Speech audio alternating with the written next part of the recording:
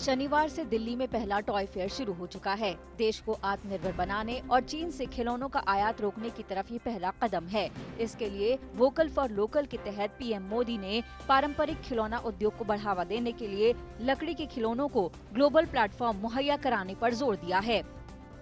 अनेक सुझावों के आधार पर हमने बड़े इन्वेस्टर्स को कदम कदम पर मदद करने के लिए एक सिंगल पॉइंट ऑफ कांटेक्ट का सिस्टम भी बनाया है। साथियों, बीते वर्षों में हमारी सरकार ने भारत को बिजनेस के लिए एक अहम डेस्टिनेशन बनाने के लिए निरंतर रिफॉर्म्स किए हैं। आज Bharat one market one tax system से युक्त है।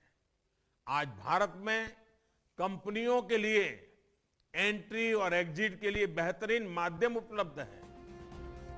दरअसल पारंपरिक खिलौना उद्योग आत्मनिर्भर होने से देश की अर्थव्यवस्था मजबूत होगी और चीन के लिए एक बड़ा झटका साबित होगा। देश के खिलौना बाजार का आकार फिलहाल 125 अरब रुपए का है। एक अनुमान के मुताबिक 2024 तक भारत का खिलौना उद्योग 147 से 221 अरब रुपए तक का हो जाएगा। दुनिया भर में जहां खिलौनों की मांग में हर साल करीब 5% का इजाफा हो रहा है, वहीं भारत में मांग 10 से 15% की दर से बढ़ रही है। फिलहाल देश में 88 अरब से ज्यादा के खिलौनों का आयात होता है। कुल आयात में चीन की 85%, 15% मलेशिया, जर्मनी, हांगकांग और अमेरिका जैसे देशों की हिस्सेदारी है। यानी पहले तो भारत के घरेलू बाजार में ही चीन की हिस्सेदारी घटाने की जरूरत है। जानकारों का ये भी मानना है कि पारंपरिक खिलौनों को बढ़ावा देकर इस मुकाम को हासिल किया जा सकता है। आने वाले समय में यह फेयर काफी बड़ा हो सकता है। अभी 25 लाख लोगों ने रजिस्ट्रेशन करा लिया है और उम्मीद है कि करीब 3 करोड़ से ज्यादा लोग इस फेयर में आएंगे। यह चीन के बाजार को बहुत बड़ी प्रतिस्पर्धा दे सकता है आने वाले टाइम में। इसमें नवीनता की जरूरत है। तो जैसा मोदी जी का सपना है कि इसके अंदर इनोवेटिव आइडियाज आए, वैज्ञानिक दृष्टिकोण डालें और न केवल इससे शिक्षा मिले वरन यह रोजगार भी उपलब्ध कराए और देश विदेश में भारत के खिलौनों की धूम मचे। अभी तो घरेलू बाजार में ही वोकल फॉर लोकल को बढ़ावा देकर चीन की हिस्सेदारी इस बाजार में घटाने की है, लेकिन असली चुनौती वैश्विक बाजार में चीन के दबदबे को खत्म करके इस कारोबार में अपनी हिस्सेदारी को बढ़ाकर आत्मनिर्भर बनाने की है। दुनिया भर में खिलौनों का कारोबार 7 लाख करोड़ रुपए का है। इसमें चीन की हिस्सेदारी करीब 1.5 लाख करोड़ रुपए यानी 20% है। वहीं भारत की खिलौनों के ग्लोबल ट्रेड में महज आधा फीसदी हिस्सेदारी है।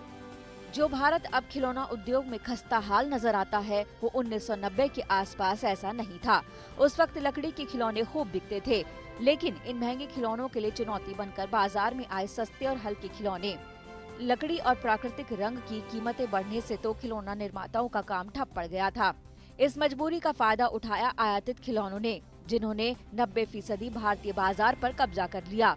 फिलहाल देश में खिलौना बनाने वाली करीब 4000 से ज्यादा यूनिट्स हैं। एमएसएमई के तहत आने वाली इन यूनिट्स में से 90% असंगठित हैं। भारत से महज 18 से 20 अरब रुपए के खिलौनों का निर्यात हो पाता है। भारत में जहां खिलौना निर्माता असंगठित हैं, वहीं खिलौने की क्वालिटी भी बड़ी चुनौती है। निर्माण में लागत ज्यादा होने की वजह से भारतीय खिलौने अपने ही बाजार में आयातित खिलौने से प्रतिस्पर्धा नहीं कर पाते हैं। ऐसे में जरूरी है कि खिलौने की लागत कम करने की दिशा में कदम उठाए जाएं। जानकारों को उम्मीद है कि अब टॉय फेयर उन्हें इस मुकाबले में अलग ही जगह दिला सकता है। आत्मनिर्भर बनने की दिशा में भारत के प्रधानमंत्री श्री नरेंद्र मोदी का ये कदम मील का पत्थर साबित होगा। देखिए, दूरदर्शिता की बात है कि चाइना का जो बिजनेस है पूरे विश्व में सबसे बड़ा खिलौनों का बिजनेस है। वो वहां पर मशीनों से प्लास्टिक के आइटम बनाते हैं और उसमें इलेक्ट्रॉनिक उपकरण लगा करके पूरे विश्व में निर्यात करते हैं। लेकिन कोरोना काल में हुई घटना से विदेशी देशों का जो मोह है वो चाइना के प्रति कम हुआ है। तो भारत के लिए यह एक अपने आप में अपॉर्चुनिटी है। टॉय फेयर की इस पहल से लकड़ी का खिलौना बनाने वाले हजारों कारीगरों के पुराने दिन लौट आने की उम्मीद है, लेकिन इसके लिए इस उद्योग को संगठित करना होगा। केवल मशीनीकरण से काम नहीं चलेगा, बल्कि सस्ते कच्चे माल की सप्लाई और बाजार का भी इंतजाम करना होगा। तभी लकड़ी का खिलौना उद्योग चीनी खिलौनों को टक्कर देते हुए अपने बाजार में पांव जमा सकेगा।